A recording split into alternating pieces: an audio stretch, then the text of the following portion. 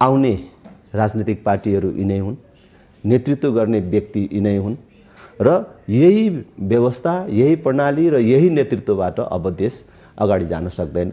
यो गणतन्त्र, धर्मनिरपेक्षता, सङ्घीयता विदेशीहरूको एजेन्डाको रूपमा आएको हो। हाम्रो देशका राजनीतिक दलहरू त तिनका भरिया मात्रै हुन्। आज संसार कहाँबाट कहाँ पुगिसक्यो, हामी त यहीँको यही छौँ नि। हामी नबढेको कारण त यही राज संस्थाले गर्दा हो। सबै खर्च उनीहरूको खर्चमा लाग्छ र अलिअलि बचेको पनि स्विजरल्यान्डको ब्याङ्कमा लगेर राखेको छ। त्यो स्विजरल्यान्डको ब्याङ्कमा रहेको पैसा मात्रै फर्काएर ल्यायो भने पनि यहाँको प्रत्येक नेपालीलाई 4-4 बिघा जग्गा र 5-5 तोला सुन पुग्छ भनेर भनियो। त्यो आगामी दिनमा अब राष्ट्रिय प्रजातन्त्र पार्टी फुट्न सक्दैन है, अब फुट्ने ठाउँ छैन भन्ने कुराको सुनिश्चितता गरेर जनतालाई त्यो सन्देश दिन सकिन्छ। आउने पुस्तालाई जिम्मा लगाउनको लागि पनि यो देश जोगाउन जरुरी छ। यो देश जोगाउनको लागि राज संस्थाको भूमिका अपरिहार्य र महत्त्वपूर्ण हुन्छ भन्ने सम्झेर हामीले नेपालमा राज संस्था चाहिन्छ भनेको बिस्तारै राज संस्थाको पक्षमा छन् र जनताको बलबाटै राज संस्था स्थापित हुनुपर्छ। यो देशको राजनीतिक दलहरूको सहमतिबाटै राज संस्थाको स्थापना हुनुपर्दछ भन्ने चाहिँ मेरो मान्यता छ। राष्ट्रिय मुद्दाहरू एकातिर, सत्ताको मुद्दा चाहिँ नि प्रमुख रहिरहेको छ। त्यसकारण यो प्रणालीमै सुधार गर्न जरुरी छ। मैले त भन्छु कि संसदलाई पूर्ण समानुपातिक बनाउनु पर्यो र सांसदले मन्त्री हुनै नपाउने व्यवस्था मिलाउनु पर्यो। नेपाल हिन्दू राष्ट्रै रहनुपर्दछ भनेर आफ्नो एकैबद्धता व्यक्त गर्दछन् भने त्यसलाई विदेशी हस्तक्षेप भन्नुपर्ने र त्यसलाई त्यो ढङ्गले परिभाषित गर्नुपर्ने कुनै जरुरी छैन। हाम्रो लागि खुसीको विषय नै हो। नमस्कार दर्शकबिन, स्वागत छ कार्यक्रम आजको सन्दर्भमा। म प्रताप दुलाल। दर्शकबिन, यति बेला मुलुकमा दुई थरी बहस चलिरहेको छ। नयाँ सत्ता समीकरण, नयाँ सरकार बनाउने र ताजा जनादेश। आज हामी यिनै विषयमा छलफल गर्छौँ र यसका साथसाथै हामी राष्ट्रिय प्रजातन्त्र पार्टीको आन्तरिक राजनीतिका विषयमा पनि छलफल गर्छौँ। यी विषयमा छलफल गर्नका लागि यति बेला हाम्रो स्टुडियोमा हुनुहुन्छ राष्ट्रिय प्रजातन्त्र पार्टीका सांसद राजेन्द्र लिङदेन। आउनुहोस्, उहाँलाई स्वागत गरौँ। यहाँलाई स्वागत छ कार्यक्रममा। धन्यवाद छ प्रतापजी। यति बेला मुलुकमा दुईटा बहस जोडतोडका साथ चलिरहेको छ। एउटा नयाँ सत्ता समीकरणको, एउटा नयाँ ताजा जनादेशको। यहाँहरूको पार्टीको के छ भनाइ, कतातिर हुनुहुन्छ यहाँहरू? हामीले चाहिँ निरन्तर रूपमा के भनिआएका छौँ भने अहिले देशमा जुन प्रकारको अस्थिरता, अराजकता सिर्जना भएको छ कि त्यसको कारण, यो अस्थिरता, यो तरलताको कारण कुनै एउटा व्यक्ति र पार्टी मात्र होइन र यो अहिलेको असफलता भनौँ न, एउटा कुनै राजनीतिक पार्टीले झन्डै 2/3 सिट प्राप्त गरेर पनि 5 वर्ष चाहिँ सरकार चल्न सकेन मात्र होइन, अब संसदै चाहिँ नै चल्न नसक्ने अवस्थामा पुग्यो र हामी अब मध्यावधि निर्वाचनको, अर्ली इलेक्सनको कुरा गर्ने ठाउँमा चाहिँ पुगिसक्यौँ भने यो कुनै एउटा व्यक्ति या पार्टीको असफलताको कुरा होइन, यो प्रणालीकै असफलता हो र यो प्रणालीले नै काम गरेन। अब व्यक्ति फेर्ने अथवा चाहिँ सरकार परिवर्तन गर्ने अथवा चाहिँ त्यसलाई छोडेर नयाँ निर्वाचनमा जाने, जुनसुकै बाटोमा गयो भने पनि आउने राजनीतिक पार्टीहरू यिनै हुन्, नेतृत्व गर्ने व्यक्ति यिनै हुन् र यही व्यवस्था, यही प्रणाली र यही नेतृत्वबाट अब देश अगाडि जान सक्दैन। त्यसकारण अब नयाँ सम्झौता हुन जरुरी छ र यो प्रणालीमै परिवर्तन र सुधार हुन जरुरी छ भनेर हामीले चाहिँ भन्दै आएको छौँ। जस्तो यति बेला अब राजनीतिक दलहरू एउटा ठुलो खेमा चाहिँ सत्ता परिवर्तन गर्यो भने सबै समस्या समाधान हुन्छ। अहिलेको सबै समस्याको जड अहिलेको वर्तमान प्रधानमन्त्री हो, उहाँलाई हटाउन साथ हामी देशलाई ट्र्याकमा ल्याउँछौँ भनिराख्नु भएको छ।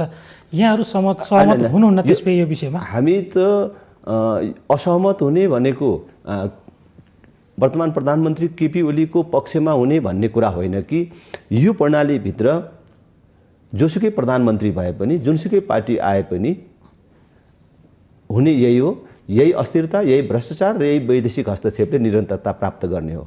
त्यसकारणले हामीले के भनेको छौँ भने अहिलेको राष्ट्रपतिको ठाउँमा राष्ट्र प्रमुखको रूपमा राजालाई स्थापित गरौँ, जनताबाट प्रत्यक्ष निर्वाचित कार्यकारिणी प्रधानमन्त्रीको व्यवस्था गरौँ र यो 3 तहको सरकार खारेज गरेर खास गरी 3 तहको सरकारमा प्रदेशको खारेज गरेर केन्द्र र बलियो स्थानीय तहको स्थापना गरौँ। यति भए देशलाई पुग्छ र अहिले नियुक्त हुने जुन संवैधानिक अङ्गहरूमा निष्पक्ष, पारदर्शी र योग्यता क्षमताको आधारमा नियुक्त हुने व्यवस्था लागू गरौँ। भ्रष्टाचारलाई निर्मूल गर्नको लागि, भ्रष्टाचारमाथि निर्मम रूपमा प्रहार गर्नको लागि 2046 सालपछि यो देशमा भएका सबै उच्च पदस्थ नेता कर्मचारीहरूको सम्पत्ति छानबिन गरौँ र देशलाई एउटा नयाँ बाटोबाट लैजाउँ, नयाँ सम्झौताबाट लैजाउँ भनेर चाहिँ हामीले भनिरहेका छौँ र त्यो नै अहिलेको समस्याको समाधान हो। जस्तो अब कति लामो समय सङ्घर्ष गरेर दलहरूले राजनीतिक एजेन्डा परिवर्तन गरेर सिद्धान्त परिवर्तन गरेर समेत यो व्यवस्था ल्याए, फेरि यो व्यवस्थालाई चटक्कै छोडेर फेरि पश्चगमनमा गएको हुँदैन र तपाईँले भनेको जस्तो अवस्था व्यवस्थामा जाँदा कुनै पनि प्रणाली आफैमा चाहिँ नि त्यो साध्य होइन। प्रणाली भनेको साधन मात्रै हो। हामीले राम्रो हुन्छ भनेर देशमा शान्ति कायम हुन्छ, जनताले सुख समृद्धि प्राप्त गर्छन् भनेर गणतन्त्रको बाटो अपनायौँ, तर त्यो बाटो गलत रहेछ। यो संघीयताको बाटो गलत रहेछ, धर्मनिरपेक्षताको बाटो गलत रहेछ भन्ने कुरा त अहिले प्रमाणित भयो। त्यसकारणले यो बाटो सुगम होला, राम्रो होला भनेर जुन 62-63 को राजनीतिक परिवर्तनपछि अख्तियार गरियो, अब त्यो गलत रहेछ। त्यो बाटोले न शान्ति, न स्थिरता, न विकास, न समृद्धि, यो केही पनि कायम नगर्ने रहेछ भन्ने कुरा देखिसकेपछि, प्रमाणित गरिसकेपछि त्यसलाई परिमार्जन गर्नको लागि कसैले पनि हिचकिचाउनु हुँदैन, लाज मान्नु हुँदैन। काठमाडौँबाट काँकडभिटा जाने हो भने नारायणघाटबाट पूर्व लाग्नुपर्छ, तर भन्नलाई चाहिँ भनियो काँकडभिटा जाने भनेर, तर नारायणघाटबाट हाम्रो यात्रा चाहिँ पश्चिम लाग्यो, बुटवलतर्फ लाग्यो। त बुटवल पुगिसकेपछि थाहा भयो कि हामी त उल्टो हिँडिराखेका रहेछौँ, बुटवल पो आइपुगियो भन्ने थाहा भयो। त हामी त हिँडिहाल्यौँ, यत्रो लामो मेहनतपछि यहाँ आइपुगिएको छ, अब फर्कदा त लाज हुन्छ भनेर गएकै गरियो भने त त्यो कहाँ काँकडभिटा पुगिन्छ र झन् टाढा पुगिन्छ। त्यसकारणले बाटो चाहिँ उल्टो परेको छ, अहिले नै सच्याउनुपर्छ र सच्याउन कसैले लाज मान्नु हुँदैन। जस्तो यहाँले भनेको व्यवस्था केही समय अगाडि नेपालमा थियो, धेरै भएको छ नि व्यवस्था हटेको, तर त्यति बेला पनि यी खालका समस्या त थिए नि। होइन प्रतापजी, मैले भनेको परिवर्तन जुन प्रणालीको कुरा गरिराखेको छु त्यो हिजो भएको प्रणाली होइन। अहिलेको राष्ट्रपतिको ठाउँमा अथवा राष्ट्र प्रमुखको रूपमा राष्ट्र संस्थालाई राख्ने, जनताबाट प्रत्यक्ष निर्वाचित कार्यकारी प्रधानमन्त्री हुने र प्रदेश नभएर केन्द्र र बलियो स्थानीय तह हुने भन्ने कुरा हिजो भएको संरचना होइन। यो नयाँ संरचनामै जाने हो, नयाँ व्यवस्थामै जाने हो, तर सबैको सहमतिको व्यवस्था र हिजो र आजको व्यवस्थाबाट अनुभव गरेर निकालिएको निष्कर्षको रूपमा यो व्यवस्थालाई स्वीकार गर्नुपर्छ र नयाँ व्यवस्थामा जानुपर्छ भन्ने। जस्तो कति अब अहिले के छ भने यहाँहरूको दलले लामो समयदेखि यहाँले भनेको जस्तै एजेन्डा लिइरहेको छ, तर ठुलो समुदाय, ठुलो समूह तिनीहरूले त यो प्रदेशको व्यवस्था या सङ्घीयताको कारण लाभ लिइसकेका छन्। ती शक्तिलाई कसरी मनाउन सकिन्छ फेरि पछाडि फर्किनलाई? ठुलो समूहले यसको लाभ लिएको छ भन्दाखेरि केही राजनीतिक पार्टी र राजनीतिक पार्टीका नेताहरूले र तिनका कार्यकर्ताहरूले यसबाट लाभ लिए होला, तर आम जनता यो सङ्घीय व्यवस्था खास गरी प्रदेशको व्यवस्थाको कारणले सङ्कटमा, समस्यामा परेका छन्। प्रदेशको कारणले कुन प्रकारको समस्या देशमा आइराखेको छ र दीर्घकालीन रूपमा देशले कुन प्रकारको आर्थिक क्षति बिहोर्नु परिराखेको छ, यो चाहिँ नै स्पष्ट भइसकेको छ। राष्ट्र संस्थाकै कुरा गर्दाखेरि पनि हिजो राष्ट्र संस्थाका बारेमा भ्रम थियो। हामीले तिरेको सबै तिरो राष्ट्र संस्थालाई पाल्नमै खर्च हुन्छ, यो जति खर्च गरे पनि नपुग्ने यो सेतो हात्ती हो। यही सेतो हात्तीको कारण देश अगाडि बढ्न नसकेको हो। आज संसार कहाँबाट कहाँ पुगिसक्यो, हामी त यहीँको यही छौँ नि। हामी नबढेको कारण त यही राष्ट्र संस्थाले गर्दा हो। सबै खर्च उनीहरूको खर्चमा लाग्छ र अलिअलि बचेको पनि स्विजरल्यान्डको ब्याङ्कमा लगेर राखेको छ। त्यो स्विजरल्यान्डको ब्याङ्कमा रहेको पैसा मात्रै फर्काएर ल्यायो भने पनि यहाँको प्रत्येक नेपालीलाई 4-4 बिघा जग्गा र 5-5 तोला सुन पुग्छ भनेर भनियो, नारा दियो। तर आज आएपछि थाहा भयो कि स्विजरल्यान्डको ब्याङ्कमा राजा रानीको नाममा कति पैसा रहेछ। राष्ट्रपति महँगो रहेछ कि राज संस्था महँगो रहेछ, अहिले त सबै कुराहरू प्रश्न भएको हुनाले त्यति मात्र त होइन होला नि। जुन राज संस्थाले त्यति बेला नेपाली राजनीतिमा गरेको हस्तक्षेप पनि त होला नि त एउटा कारण होइन। ती कतिपय सन्दर्भमा नगरेको भए हुन्थ्यो भन्ने कुराहरू होलान्, तर राज संस्था नै उपयुक्त अभिभावकीय संस्था रहेछ र अहिलेको सन्दर्भमा हिजोको प्रकारको राज संस्था पनि होइन, एउटा अभिभावकीय संस्थाको रूपमा राष्ट्र प्रमुखको रूपमा रहने राज संस्था र दैनिक प्रशासन अथवा सरकार सञ्चालन गर्ने जनताबाट निर्वाचित प्रधानमन्त्री हुने व्यवस्था चाहिँ कायम गर्नु अहिले जरुरी भएको छ। र मैले भनिराखेको अथवा हाम्रो पार्टीले भनिराखेको, हामीले भनिराखेको विकल्प हिजोको व्यवस्थाको स्वरूप होइन, हिजोकै व्यवस्था होइन, अहिले नयाँ सम्झौता र नयाँ प्रणालीमा जानुपर्दछ। र प्रणाली भन्ने कुरा साध्य होइन, साधन मात्रै हो। त्यो साध्य भनेको जनताको सुख हो, समृद्धि हो। त्यो सुख समृद्धि प्राप्त गर्नको लागि प्रयोग गरिएका यी चिजहरू अनावश्यक भए अथवा यी उपयुक्त भएनन् भने जहिले पनि परिवर्तन गर्न राजनीतिक नेताहरू, राजनीतिक पार्टीहरू तयार हुनुपर्छ। त्यो बाटोबाट मात्रै देश अगाडि बढ्न सक्छ। कि हामीले कुनै एउटा व्यवस्था ल्याइहाल्यौँ, अब ठिक भए पनि बेठिक भए पनि अब हामी पछाडि फर्कन सक्दैनौँ भन्नुको अर्थ त के हो भन्दाखेरि देशलाई झन्झन ठुलो भाषमा धकेल्ने काम हो। र मलाई विश्वास छ कि ढिलो चाँडो राजनीतिक दलका नेताहरूले, राजनीतिक दलहरूले यो कुरालाई महसुस गर्नेछन् कि अहिले महसुस त गरेका छन्, तर अब प्रकट रूपमा यसलाई चाहिँ नै ल्याउनेछन्। यति बेला जुन खालका विवाद भएका छन् बाहिरबाट हेर्दा सत्ता केन्द्रित विवादको रूपमा देखिएको छ, यहाँनिर प्रणालीको कुरा कसरी जोडियो त? हो, यो नितान्त अहिले भइराखेको विवादै सत्ता केन्द्रित छ। यो सत्ता केन्द्रित विवादले देशलाई निकास दिँदैन। समस्या एकातिर छ, उपचार अर्कातिर खोजिएको छ, हैन? घाउ एक ठाउँमा लागेको छ, औषधि अर्को ठाउँमा गरिएको छ। त्यसैले हामीले भनेको छौँ कि अहिले जे भइराखेको छ नि दलहरूका बिचमा, जे प्रयास भइराखेको छ नि, चाहे चाहिँ नि सरकारलाई निरन्तरता दिने कुरा होस्, चाहे चाहिँ यो सरकारलाई विस्थापित गरेर नयाँ सरकार निर्माण गर्ने कुरा होस्, अथवा यी दुईटैलाई पनि छोडेर नयाँ निर्वाचनमा जाने कुरा, यी सबै सत्ता केन्द्रित कुराहरू हुन्। यी अहिलेको समस्याका समाधान होइनन्। अहिलेको समस्याको समाधान भनेकै अहिलेको जुन यो तरल अवस्था छ त्यसमा सबैले नयाँ सम्झौता र नयाँ सहमतिबाट यो प्रणालीमा परिवर्तन गर्नुपर्छ। अहिलेको वर्तमान राजनीतिक दलहरूले अहिलेको व्यवस्थालाई जनतामा देखाएर यति ठुलो मत ल्याए। यहाँको दल त यहाँ मात्र एकजना हुनुहुन्छ जो प्रत्यक्ष सांसदमा जित्नुभयो, अरू कसैले जित्न सक्नु भएन भनेपछि अब यहाँले यी सबै कुरा भनिराख्दाखेरि त्यत्रा जनमतको अलिकति अवहेलना भएन र? जनमतको अवहेलना होइन, यो चुनावमा जित्ने हार्ने भन्ने कुरा प्राविधिक कुरा हो।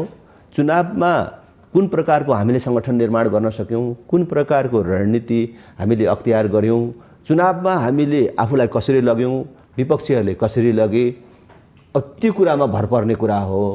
तर अहिले मैले भनेको कुरा चाहिँ यो राप्रपाको कुरा अथवा चाहिँ नि अर्कोको चाहिँ होइन भन्ने कुरा होइन, यो आम जनताको हितसँग सम्बन्धित, देशको हितसँग सम्बन्धित विषय हो। यो चाहिँ राप्रपाको एजेन्डा किन यति सीमित भयो? राज संस्थाको पुनर्स्थापना, हिन्दू राज्य, संघीयताको विषयमा त्यति यहाँले त बताउनु भयो, तर यहाँको दलले त्यस्तो आधिकारिक निर्णय लिएको जस्तो लाग्दैन मलाई।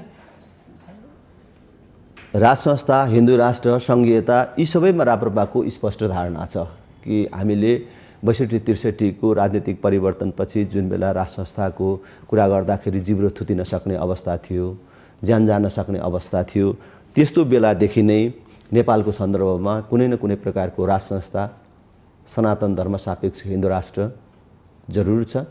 यसको जरुरत छ, यसको आवश्यकता छ र यो संघीयता आवश्यक छैन, यो जनतालाई बोझ हुन्छ भनेर हामीले निरन्तर रूपमा भनिआएका छौँ। यो अहिले पनि हामीले भनिरहेका छौँ र यो हाम्रो घोषित लक्ष्य हो। तर तपाईले भन्नुभएको जस्तै संघीयता, गणतन्त्र, धर्मनिरपेक्षताको मुद्दा अथवा राजा, हिन्दू राष्ट्रको मुद्दा मात्रै हाम्रो मुद्दा होइन, यी त हाम्रा मुद्दा हुन्, आधार हुन्। तर यी आधारमा टेकेर मूलतः हामीले जनताको समृद्धि, देशको शान्ति, विकास यही नै हो हाम्रो चाहिँ मुद्दा। त्यस कारणले हामीले यो मुद्दादेखि बाहेक अरू मुद्दा छैन भन्ने होइन। जस्तै अहिले हामीले भनिरहेका छौँ विकासका मुद्दाहरू अलिकति यहाँहरूले अगाडि नसारे हो कि? अहिले हामीले भन्यौँ नि, देशमा विकास हुनको लागि पहिलो कुरा त शान्ति स्थिरता हुनु पर्यो। राज संस्था आएपछि भोलि नै सबै विकास सुरु हुने भन्ने कुरा होइन। राज संस्थाको जगमा देशमा शान्ति स्थिरता कायम हुन्छ। त्यो शान्ति स्थिरताको जगमा जनताका प्रतिनिधिहरूले विकास निर्माणका कुराहरू अगाडि लिएर जाने। त्यस कारणले हामीले मूल रूपमा प्रणालीमा एउटा परिवर्तन ल्याएर सुधार ल्याएर अनि देशलाई अगाडि लैजान सकिन्छ भन्ने हाम्रो सोच हो। त्यस कारणले हामीले यी राजा आउने बित्तिकै, हिन्दू राष्ट्र आउने बित्तिकै, सङ्घीयता खारेज हुने बित्तिकै सबै चिज कायापलट हुन्छ भन्ने कुरा होइन। तर फेरि त्यसपछि पनि शान्ति स्थिरताका आधारहरू भनेर हामीले अब एकछिनमा प्रधानमन्त्री फेर्ने, सधैँ चाहिँ नि प्रधानमन्त्रीले चाहिँ सांसदहरूकै पछि लागिराख्नुपर्ने, त्यो कुराको अन्त्य गर्नको लागि प्रत्यक्ष रूपमा निर्वाचित कार्यकारी प्रधानमन्त्री हुनुपर्छ भनेर भनेका छौँ। अब यस्ता धेरै कुराहरू चाहिँ नि छ नि जो हामीले यी मुद्दाहरूदेखि बाहेक अरू मुद्दाहरू पनि राखेका छौँ। त्यो मुद्दामा जान सबै दल सहमत हुनु पर्यो या यहाँको दल बलियो रूपमा आउन सक्नु पर्यो, तब मात्र सम्भव हुन्छ। हो, अहिलेको सबभन्दा सरल समाधान भनेको सबै राजनीतिक दलहरू यो मुद्दामा आउनु पर्यो।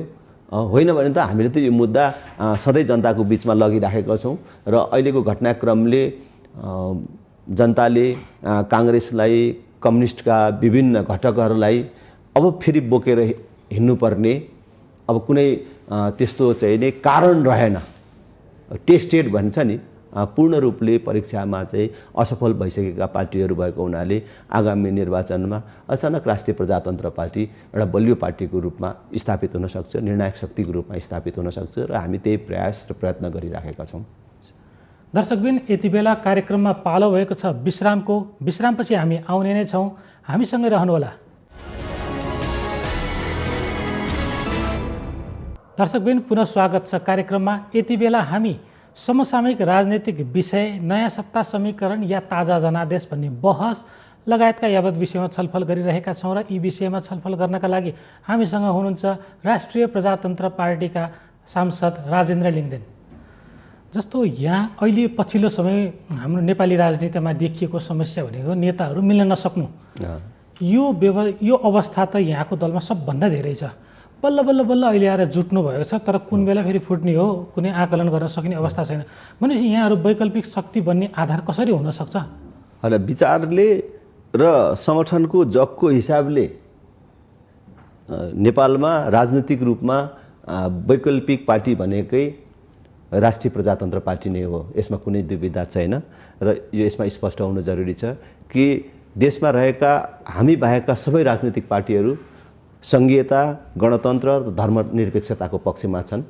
हामी त्यो सङ्घीयता, गणतन्त्र र धर्मनिरपेक्षताको विपक्षमा छौँ र राजनीतिक रूपमा हामी नै विकल्प हौँ र विचारका हिसाबले र व्यवहारका हिसाबले दुईटै हिसाबले अरू पार्टीहरू एउटै पार्टी हुन्।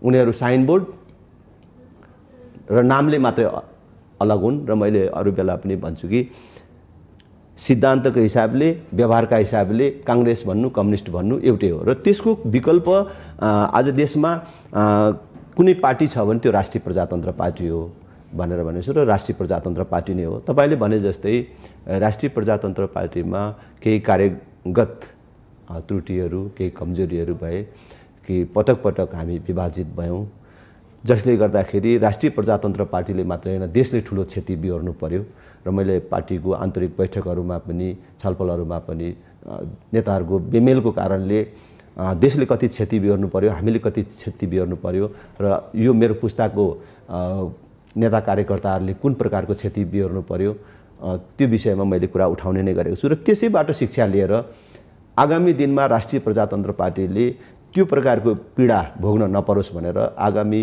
महाधिवेशनमा हामी अहिले जुटी पनि राखेका छौँ र त्यसमा सचेत भएर काम गरिराखेका छौँ। जस्तो अघि यहाँले सुरुमा के भन्नुभयो भने नयाँ निर्वाचन भए पनि यो प्रणालीमा तिनै नेता चुनिने हुन् भनेको जस्तै राप्रपामा पनि तिनै अनुहार तिनै नेतृत्व तीनजना अध्यक्षको प्रणाली छ भनेपछि यहाँ जस्तो युवा नेता हुनुहुन्छ, पढे लेखेको विद्वान हुनुहुन्छ, यहाँहरू जस्तो नेताहरू माथि पुग्न नसक्ने तिनै पुराना व्यक्तिबाट एजेन्डा मात्र फेरेर हामी वैकल्पिक हौँ भनेर त जनताले पत्याउने आधार भयो त?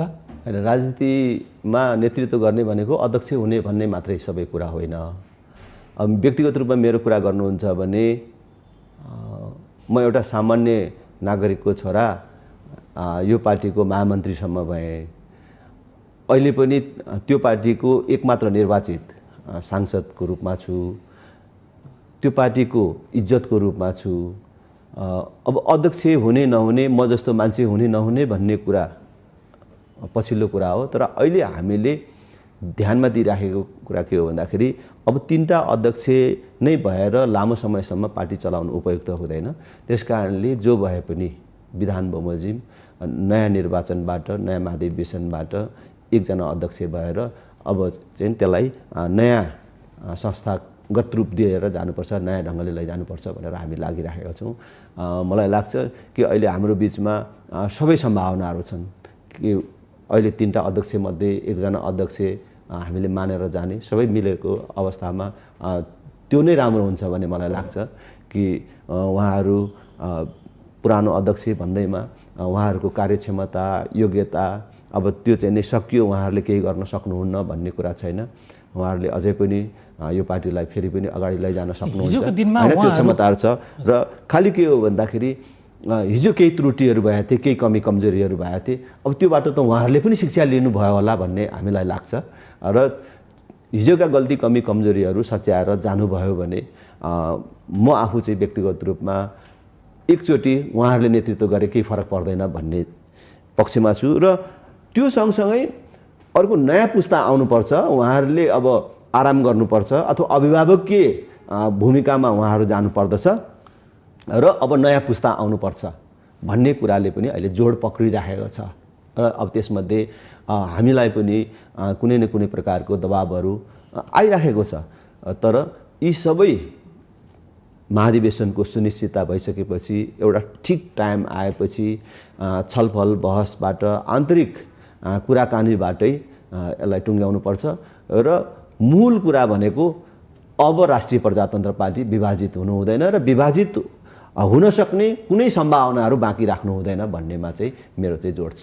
त्यो विगतकै कारण पनि राष्ट्रिय प्रजातन्त्र पार्टी एक ढिक्का हुन्छ भन्ने विश्वास गरिहाल्ने अवस्था छैन। किनभने पटक पटक फुटेको, पटक पटक जुटेको, फेरि फुटेको अध्यक्ष यति धेरै बन्नुपर्छ यहाँका नेताहरूलाई भनेदेखि यहाँको दलको नेताहरूलाई हरेक पार्टी खोल्दै अध्यक्ष बन्दै त्यो गर्ने गरेको इतिहासको उसमा आज आएर हामी वैकल्पिक शक्ति भनेर त जनताले पत्याउन सक्छन्। अनि यो समस्या त अध्यक्ष अथवा नेतृत्वको समस्या त केवल राष्ट्रिय प्रजातन्त्र पार्टीको मात्र होइन, समकालीन नेपाली राजनीतिमा सबै पार्टीहरूमै देखियो। त्यसैको पीडा अहिले देशले भोगिराखेको छ। त्यस कारणले अब त्यस्तो समस्या नआउने, कुनै व्यक्तिले पार्टी फुटाउन नसक्ने, कुनै व्यक्तिले पार्टी फुटाएर नफुट्ने खालको व्यवस्था पार्टीहरूको आफ्नो विधानमा पनि हुनु पर्यो। र मैले अघि भने जस्तो यता देशकै समग्र स्थितिको कुरा गर्ने हो भने देशको प्रणालीमा पनि सुधार हुनु पर्यो। यो अहिले वास्तवमा परम्परागत रूपमा राजनीतिक पार्टीहरू जसरी चलिराखेका छन् त्यो पनि गलत छ, त्यो पनि त्रुटिपूर्ण छ। र अहिले हामीले देशलाई जुन प्रणालीबाट चलाइराखेका छौँ त्यो पनि गलत छ। ती सबैमा सुधार गर्न चाहिँ नि जरुरी छ। के छ आगामी महाधिवेशनमा यहाँले भनेका कुराहरू सुधार हुन्छ त? हामी त कोसिस गर्छौँ, एकदमै कोसिस गर्छौँ। र मेरो प्रयत्न नै त्यही छ कि अब राप्रपाका कुनै पनि कार्यकर्ताहरू कुनै पनि नेताको पक्षको विपक्षको भन्ने भन्दा पनि पार्टीको पक्षमा उभिनु पर्यो। र के गर्दाखेरि पार्टीलाई अब एक ढिक्का बनाएर लैजान सकिन्छ। र मैले अघि भने जस्तो आगामी दिनमा अब राष्ट्रिय प्रजातन्त्र पार्टी फुट्न सक्दैन है, अब फुट्ने ठाउँ छैन भन्ने कुराको सुनिश्चितता गरेर जनतालाई त्यो सन्देश दिन सकिन्छ। किनभने राष्ट्रिय प्रजातन्त्र पार्टीमा अहिले हामी जति मान्छे छौँ, त्यो चाहे विभिन्न गुटमा होस्, अस्तिको दुईटा पक्षको होस्, जति मान्छे त्यति मान्छे मात्रै एक ढिक्का भएर पनि पुग्दैन। राष्ट्रिय प्रजातन्त्र पार्टीलाई ठुलो बनाउनको लागि त राष्ट्रिय प्रजातन्त्र पार्टी भन्दा बाहिर रहेका लाखौँ मानिसहरू जो चाहिँ नि आज पनि हाम्रो एजेन्डाको पक्षमा छन्। राष्ट्रिय प्रजातन्त्र पार्टीमा छैनन् तर नेपालमा राजा चाहिन्छ भन्छन्। राष्ट्रिय प्रजातन्त्र पार्टीमा छैनन् हिन्दू राष्ट्र चाहिन्छ भन्छन्। संघीयताको विरोध गर्छन्। ती मान्छेहरूको पनि पार्टी बनाउनु पर्यो राष्ट्रिय प्रजातन्त्र पार्टीलाई। त्यसको लागि हामीले अब हिजो नेतृत्वबाट हामीबाट कुनै गल्ती कमी कमजोरीहरू भएको थियो भने त्यो गल्ती कमी कमजोरी अब दोहोरिँदैन भन्ने विश्वास दिलाउने, अब यो पार्टी हिजोको जस्तो विभाजित हुँदैन भन्ने विश्वास दिलाउने, अब त्यस प्रकारको कार्यक्रम हामीले महाधिवेशनबाट ल्याउन सक्नु पर्यो। जस्तै यहाँले प्रणाली फेर्ने कुराहरू गर्नुभयो, त्यसमा जनता सहमत होला किनभने अहिले वास्तवमा समस्या के हो भनेर जनतालाई बुझ्न कठिन भएको छ। किनभने एउटा ठुलो दल बनाएर 2/3 झन्डै 2/3 64% मत दिएर संसदमा पठाएको दल पनि मिल्न सकेन। अब वैकल्पिक भनिएका हिजोका दलहरू अब सत्तामा जाने फुट्ने त्यो क्रम जारी थियो। भनेपछि राप्रपालाई प्रणाली फेर्ने एउटा एजेन्डा सही हुन सक्छ अहिलेको अवस्थामा। तर राज संस्था फर्काउने कुरा यहाँले गरिराख्दाखेरि पूर्व राजा इच्छुक हुनुहुन्छ कि हुनुहुन्न? किनभने उहाँको पछिल्ला गतिविधि जो उहाँले सार्वजनिक जीवनहरू उहाँको एकदम सादगीपूर्ण लेखनमा व्यस्त हुनुहुन्छ भन्ने सुनिन्छ। उहाँ सार्वजनिक फोरमहरूमा डान्स गरिराख्नु भएको छ, सुखी जीवन बिताइराख्नु भएको छ। यहाँहरूले बारम्बार फेरि सत्तामा आइज भनेर दबाब दिनुभयो कि के हो? यो राजाको इच्छा र अनिच्छाको कुरा, अथवा राजाले हामीलाई लौ न कमल थापा राजेन्द्र लिङ्गदेनहरू र पार्टी खोलिदेऊ र चाहिँ मलाई फर्काउने कुरा अथवा राज संस्था फर्काउने कुरा गरिदेऊ भनेर अराएर खोलिएको र हामीले नेपालमा राजा चाहिन्छ भनेको होइन। जुन बेला कमल थापा राजेन्द्र लिङ्गदेनहरूले नेपालमा राज संस्था चाहिन्छ भनेर भन्यौँ नि 62-63 को राजनीतिक परिवर्तनपछि, त्यस बेला त मैले अघि भने जस्तो जिब्रो थुतिन सक्ने अवस्था थियो, ज्यान जान सक्ने अवस्था थियो। कमल थापा स्वयंलाई आक्रमण भएको छ। म स्वयं मार्दा मार्दै चाहिँ नि भनौँ न एक प्रकारले मर्यो भनेर फ्याँकिएको मान्छे बाँचेर चाहिँ यहाँ आइपुगेको छु। त्यो कुनै व्यक्तिगत स्वार्थले भनिएको कुरा होइन। त्यो नेपालको सन्दर्भमा जो चाहिँ नि नेपाल यस्तो चाहिँ नि यसको भौगोलिक अवस्थिति छ कि उत्तर र दक्षिणमा चीन र भारत जस्ता दुई ठुला देशहरू दुईटै एउटा महाशक्तिको रूपमा जसको उदय र विकास भइराखेको छ र उनीहरूको बिचमा तीव्र प्रतिद्वन्दिता पनि छ। त्यस्ता दुई ठुला मुलुकहरूको बिचमा रहेको यो सानो देश यसको अखण्डता, सार्वभौमिकता, यसको स्वाधीनतालाई जोगाइराख्नको लागि राष्ट्रपति भन्दा राज संस्था उपयुक्त हुन्छ भन्ने हाम्रो निष्कर्ष हो। किनभने हामीले हाम्रो छिमेकमै देखेको छौँ कि 2032 सालसम्म सिक्किम भन्ने देश थियो। अब त्यहाँको चाहिँ माटो कसैले बोकेर लगेको छैन, त्यहाँको भूगोल त्यहीँको त्यहीँ छ, नाम पनि त्यही छ, अहिले पनि सिक्किम सिक्किमै छ, तर सिक्किम भन्ने देश त छैन नि। त्यहाँको राज संस्थाको अन्त्य भयो, सिक्किम भन्ने देश पनि समाप्त भयो।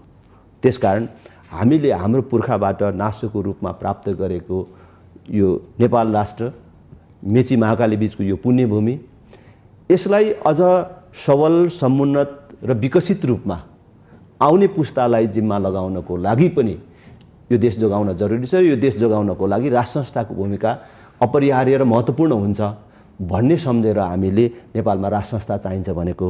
त्यसकारणले नेपालमा राज संस्था राजा ज्ञानेन्द्रको लागि भन्दा पनि हाम्रो लागि आवश्यक छ।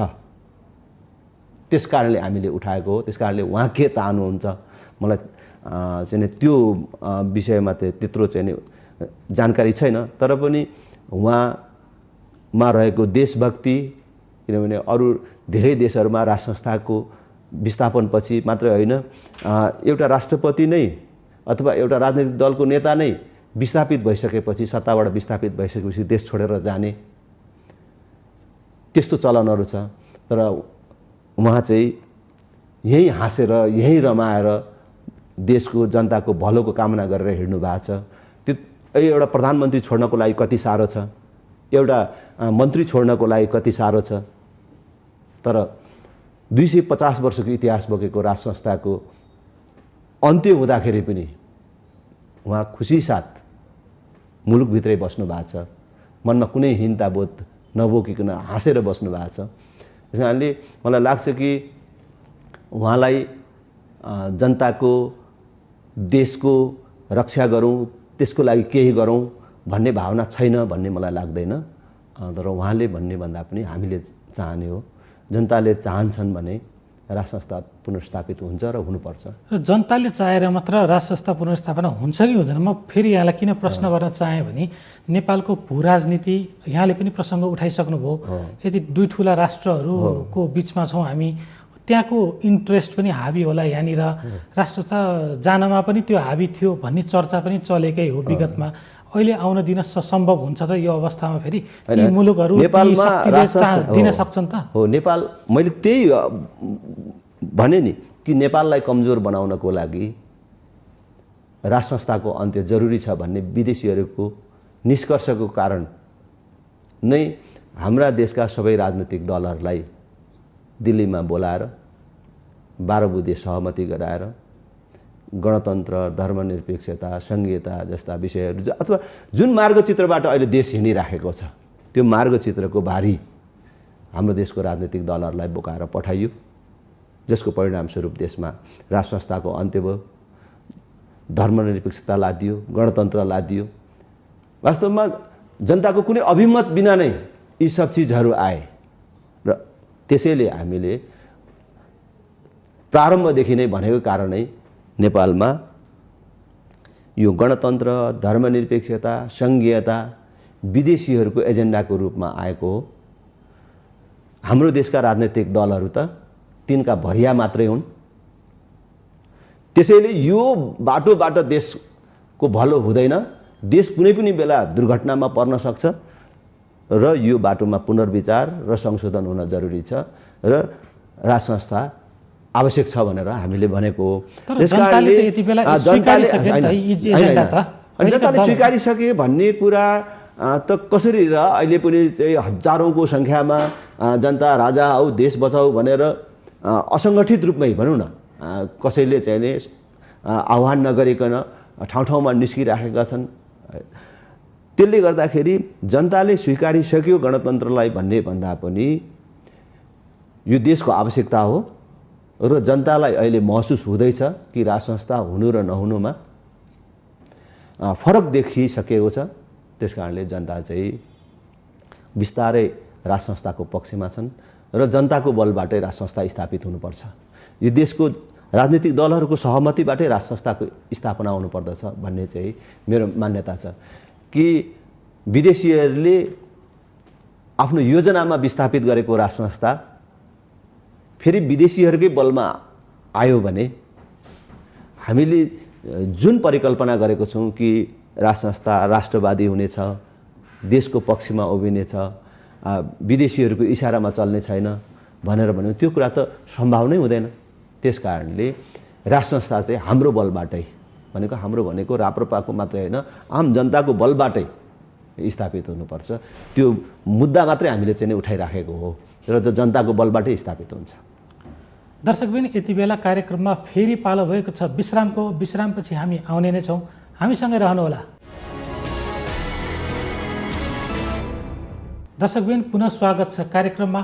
यति बेला हामी नेपाली राजनीतिक अवस्था, ताजा जनादेशकी नयाँ सरकार निर्माण लगायतका यावत विषयमा कुराकानी गरिरहेका छौँ र यी विषयमा हामीसँग कुराकानी गर्नका लागि राष्ट्रिय प्रजातन्त्र पार्टीका सांसद राजेन्द्र लिङ्गदेन हुनुहुन्छ। जस्तै अहिले पछिल्लो समय नेपालमा हिन्दू राष्ट्र हुनुपर्छ भनेर एउटा भारतको एउटा सत्ताधारी दलको केही नेताहरू पनि लागि परेका छन्। यहाँले अघि के भन्नुभयो भने नेपालमा नेपालीकै बलबाट यस्ता खालका एजेन्डा पुनर्स्थापित हुनुपर्छ।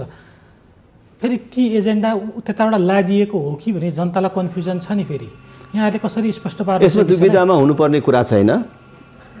हिजो भारतीय संस्था तत्कालीन भारतीय संस्थापनकै कारण नेपालमा गणतन्त्र, धर्मनिरपेक्षता, सङ्घीयताका बाटोहरू खुलेको हो र उनीहरूकै कारणले देशमा हिन्दू राष्ट्र समाप्त भएको हो र आजको संस्थापनले नेपाल हिन्दू राष्ट्र भएकै राम्रो हो र हिजो गल्ती भयो भन्ने कुरा महसुस गर्छ भने त्यो हाम्रो लागि खुसीको विषय नै हो। र संसारभरिका हिन्दूहरूले विश्वको एकमात्र हिन्दू राष्ट्र नेपाल हिन्दू राष्ट्रै रहनुपर्दछ भनेर आफ्नो एकैबद्धता व्यक्त गर्दछन् भने त्यसलाई विदेशी हस्तक्षेप भन्नुपर्ने र त्यसलाई त्यो ढङ्गले परिभाषित गर्नुपर्ने कुनै जरुरी छैन। हाम्रो लागि खुसीको विषय नै हो। तर नेपालमा हिन्दू राष्ट्र नेपाली जनताको बलबाटै कायम हुनुपर्दछ। अरूको सद्भाव सहयोग अलग कुरा हो। तर हिजोको जस्तो जसरी 62-63 को आन्दोलनमा सबै कुरा विदेशीहरूको योजना उनीहरूको प्रायोजनमा भएको थियो त्यो ढङ्गले चाहिँ कुनै पनि प्रकारको आन्दोलन कुनै पनि प्रकारको परिवर्तन फेरि चाहिँ नि स्थायी हुँदैन। यहाँहरूले अहिले यो सबै परिवर्तन विदेशीको प्रायोजन भनेर जसरी ट्याग लगाइदिनु भयो त्यस्तै गरी भोलिको दिनमा यी एजेन्डा पनि भारतको थियो भनेर ट्याग लगाइदिएला नि त। भन्नलाई भन्ने कुरा र देखिएको कुरामा अलग कुरा हुन्छ। ६२-६३को आन्दोलनको पृष्ठभूमि त भारतमा भएको चाहिँ 12 बुँदे सहमतिबाटै बनेको थियो भन्ने कुरा त प्रश्न छँदैछ कि त्यो त घोषित रूपमा गरिएको त्यो गोप्य गरिएको होइन। 12 बुँदे सहमति गरेर सबै राजनीतिक दलहरूलाई ल अब जाऊ भनेर त्यो भारी बोकाएर पठाएपछि यी कुराहरू अगाडि बढेका हुन्। त्यस कारणले यो त विदेशीहरूको प्रायोजनमा भएको थियो उनीहरू संलग्न थिए भन्ने कुरा त अरू 1-2-3 गर्दै चाहिँ नि घटनाक्रमहरू बताइराख्नै पर्दैन। त्यसैबाट नै प्रश्न छ। त्यसपछिका अरू धेरै अध्यायहरू छन् धेरै अरू घटनाहरू छन् होइन। यसमा कसैले पनि इन्कार गर्नै सक्दैन कि यो विदेशीहरूको प्रायोजनमा भएको हो भन्ने कुरा त। पछिल्लो निर्वाचनपछि राप्रपा सानो दल भयो अझ भनौँ एउटा चाहिँ दलको मान्यता पाउने अवस्था पनि रहेन 3% मत पनि ल्याउन सकेन किनभने छिन्न भिन्न भएर चुनावमा गएको थियो र जनताले अस्वीकार गरिदियो यहाँहरूको एजेन्डालाई। यो बिचको 3 वर्ष राप्रपाले कसरी बितायो? पहिलो कुरा त हामीले गएको चुनावमा तपाईँले भने जस्तै चुनावको मुखमा हामी विभाजित भयौँ। त्यसपछि चुनावमा उम्मेदवारी दिँदाखेरि पनि तत्कालीन राप्रपाको कुरा गर्नुहुन्छ भने 165 निर्वाचन क्षेत्र प्रतिनिधि सभा निर्वाचन क्षेत्रमा हामीले केवल 5 सिटमा मात्रै उम्मेदवारी दिएछौँ। 330 प्रदेश सभा निर्वाचन क्षेत्रमा केवल 4 सिटमा हामीले उम्मेदवारी दियौँ। कि राप्रपा उठेको छ राप्रपा भन्ने पार्टी पनि छ भन्ने कुरा देशको अधिकांश भागका जनताले थाहा नै पाएनन्। त्यो चुनावी रणनीति पनि गलत भयो। हामीले जोसँग गठबन्धन गऱ्यौँ खास गरी संस्थागत रूपमा राप्रपाले गठबन्धन गरेको नेपाली काङ्ग्रेससँग त्यो पनि इमान्दारितासँग पालना भएन। यी सबै कारणले गर्दाखेरि हामीले निर्वाचनमा पराजय मात्रै होइन नराम्रो पराजय चाहिँ बिहोर्नु पर्यो होइन। तर अब अहिले हामीले त्यसबाट शिक्षा लिएर आगामी दिनमा त्यस प्रकारका त्रुटि कमी कमजोरीहरू नदोहोऱ्याउने भनेरै पार्टीलाई एक बनाएका छौँ। अब हामी फुट्नु हुँदैन। हामी मिल्नुको विकल्प छैन। एकतामा नै बल हुन्छ भनेर हामीले पार्टी पनि एकीकरण गरेका छौँ र निकट भविष्यमै हुने महाधिवेशनको तयारीको सिलसिलामा सङ्गठनलाई टोल तहसम्म पुर्याएका छौँ र अहिले जिल्ला अधिवेशनहरू हुने क्रम छ। पार्टीको महाधिवेशन प्रतिनिधि पनि सक्रिय सदस्यहरूबाट निर्वाचित हुने व्यवस्था हामीले गरेका छौँ र महाधिवेशन प्रतिनिधि हुँदा सक्रिय सदस्यता लिँदाखेरि पनि आफ्नो मतदाता नामावली कहाँ छ त्यही ठेगानाबाट आउनुपर्ने र त्यो प्रतिनिधि बनेर आउनको लागि पनि आफू मात्रै सक्रिय सदस्य भएर भएन निश्चित सङ्ख्यामा सक्रिय सदस्यहरू बनाउनै पर्ने यो व्यवस्था चाहिँ हामीले लागू गरेर अहिले सङ्गठनलाई मजबुत बनाउँदै लगेका छौँ र हामीले महाधिवेशन पूर्व नै 3 लाख सक्रिय सदस्यहरू बनाउने उद्देश्य राखेका छौँ र यो क्रमलाई निरन्तर रूपमा बढाउने कि अहिले बनेको सक्रिय सदस्यले फेरि अर्को सक्रिय सदस्य बनाउने र यो क्रम निरन्तर चलाइराख्ने र जनताको बिचमा सङ्गठनलाई पनि मजबुत बनाउने र हिजो भएका अन्य गल्ती कमी कमजोरीहरू पनि सच्याउँदै जाने हिसाबले हामीले आफूलाई जनताको बिचमा परिचालित गरिराखेका छौँ। जस्तो यो पछिल्लो समय राप्रपाले साङ्गठनिक काम चाहिँ धेरै गर्यो भनेर बारम्बार बाहिर पनि आइसकेको छ। तर यहाँहरूको खासै अहिले एजेन्डा नभएर हो त ती कार्यकर्ताहरू सक्रिय नभएका कतै देखिँदैनन् त बजारमा? होइन एजेन्डा पनि छ सबै कुरा छ कार्यकर्ता पनि सक्रिय छन्। मूल रूपमा अहिले महाधिवेशन केन्द्रित छौँ हामी। महाधिवेशन पछि विधान बमोजिमको जब नेतृत्व आउँछ अनि त्यो नेतृत्वले अब अरू कार्यक्रमहरू अगाडि बढाएर लान्छ। अहिले हामी एकसूत्रीय रूपमा सङ्गठन निर्माण सँगसँगै महाधिवेशनमा छौँ र अन्य कार्यक्रमहरू खास गरी तपाईँले भन्नु खोजेको दबावमूलक कार्यक्रमहरू नारा जुलुस धरना अरू एजेन्डा स्थापित गर्ने गर्नको लागि होइन त्यही त अब एजेन्डासँग सम्बन्धित नारा जुलुस धरना यी कुराहरूमा चाहिँ राप्रपा अलि देखिएन भनेर पछिल्लो दिनमा हामी अलि यसमा चाहिँ कम हो कि पछाडि परेको हो कि जस्तो चाहिँ नि लाग्न सक्छ। तर अहिले हामी महाधिवेशन केन्द्रित छौँ। एजेन्डा देखाउने विषयमा मात्र नभएर पछिल्लो राजनीतिक परिवर्तनमा पनि खासै राप्रपाको आधिकारिक धारणा केही पनि आएन। यहाँको अध्यक्ष एउटा अध्यक्ष कमल थापाले चाहिँ बारम्बार ताजा जनादेश नै ठिक हो भन्नुभयो। केही समय एक कङ्ग्रेसले गरेको निर्णय यो चाहिँ गलत भयो, अहिलेको निकास भनेको ताजा जनादेश भन्ने व्यक्तिगत धारणा आयो, तर पार्टीगत धारणा आएन यहाँको दलको। होइन, त्यही त पार्टीगत धारणै भन्नुहोस् न। अब त्यसलाई अध्यक्षले चाहिँ अगाडि ल्याइसक्नु भएपछि त्यसमा कसैले चाहिँ विमति जनाएको छैन। तर अहिलेकै प्रणाली अन्तर्गत निकास खोज्ने, अहिलेलाई यही समस्यालाई अलि पर टार्ने हो भने ताजा जनादेश नै मुख्य चाहिँ नि निकास हो अहिलेको। तर मैले अघि भने यसपछि पनि फेरि बन्ने संरचना यही नै हो र यही सिलसिलाको निरन्तरता हो त्यो ताजा जनादेश भनेको पनि। तर स्वाभाविक रूपमा अहिलेकै व्यवस्था, अहिलेकै प्रणालीमा हामीले कुन बाटो रोज्ने भन्दाखेरि राप्रपा जस्तो पार्टी जसको चाहिँ संसदमा 275 सिटमा 1 सिट मात्रै छ, ऊ त ताजा जनादेशको पक्षमा सधैँ नै रहन्छ नि। किनभने हामी हिजो चुनाव लड्दाखेरि कम्युनिस्टहरूको पक्षमा वेभ थियो, हामी विभाजित थियौँ। अहिले हामी एक भएका छौँ, विभाजित पार्टीहरू एक ठाउँमा आएका छौँ। अहिले कम्युनिस्टका प्रति जनतामा वितृष्णा छ। काङ्ग्रेस त अलरेडी टेस्टेड पार्टी भनेपछि अहिले जति सिट बढाए पनि सिट बढाउने पार्टी भनेको राप्रपा हो। हामीले राम्रो सन्देश दिन सक्यौँ, राम्रो तयारी गर्न सक्यौँ, धेरै सिट बढाउँला, नसके थोरै सिट बढाउँला, तर एकबाट त हामी त बढ्ने पार्टी नै हो। त्यस कारणले 1 सिट भएको पार्टीले संसद कायमै रहनुपर्ने, यही गन्जागोलभित्रै बसिराख्नुपर्ने भन्दा पनि ताजा जनादेशको पक्षमै जानु उपयुक्त हुन्छ। र अहिलेकै प्रणालीभित्र अलि समस्यालाई पर ठेलेर लैजाने हो भने सैद्धान्तिक हिसाब किताबले पनि ताजा जनादेश नै उपयुक्त हुन्छ। होइन, राप्रपालाई यतिखेर यति राम्रो मौका छ आफ्ना एजेन्डाहरू जनता सामु गएर भन्ने।